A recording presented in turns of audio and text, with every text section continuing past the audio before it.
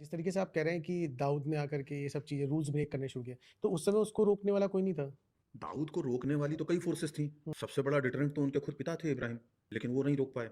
दूसरा जो डिटरेंट था मेन वो पुलिस थी, वो नहीं रोक पाया। तीसरा डिटरेंट जो सबसे बड़ा था जो कि रोक सकता था वो धर्म था।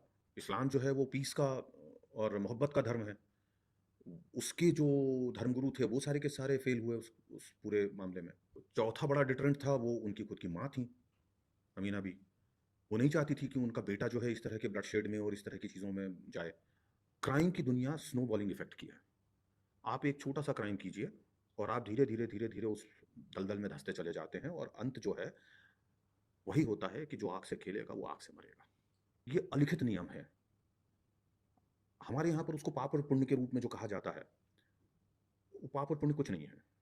ये एक लिखित नियम है या अलिखित नियम है संसार का, जीवन का, आपकी प्रकृति का, जिसको कि आप लॉ ऑफ जंगल कहते हैं।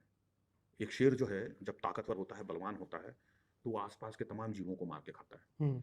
इवन जो उस वक्त का जो सबसे पावरफुल शेर होता है, उसको भी मार कूट करके, दबा करके, धमका करके और अपना हर्ड जो होता है, अपना जो झुंड होता है, उसका वो गैंग लीडर बन जाता है। हुँ। और उसके बाद में वो तब तक कंट्रोल करता है जब तक कि वो खुद बूढ़ा नहीं हो जाता, कमजोर नहीं हो जाता और कोई दूसरा ताकतवर आकर के और उसको कंट्रोल नहीं कर लेता। तो ये जो चीज़ है ये चलती है। दाऊद के साथ भी यही हुआ। दाऊद के पहले पठान ग्रुप जो है वो हावी था डोंगरी और दक्षिण मुंबई के इलाके में।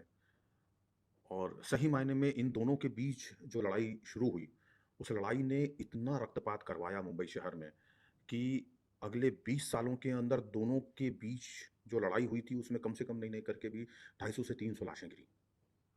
पुलिस क्या कर रही थी? पुलिस जो है अधिकांश तो उनके पेरोल पे काम कर रही थी, आनंद उठा रही थी उनकी जो कहना चाहिए आतिथ्य है उसका। ज़ोन 4 जो है मुंबई पुलिस का, उसमें एक डबल पगारी नाम की प्रथा शुरू हुई थी, परंपरा शुरू हुई थी।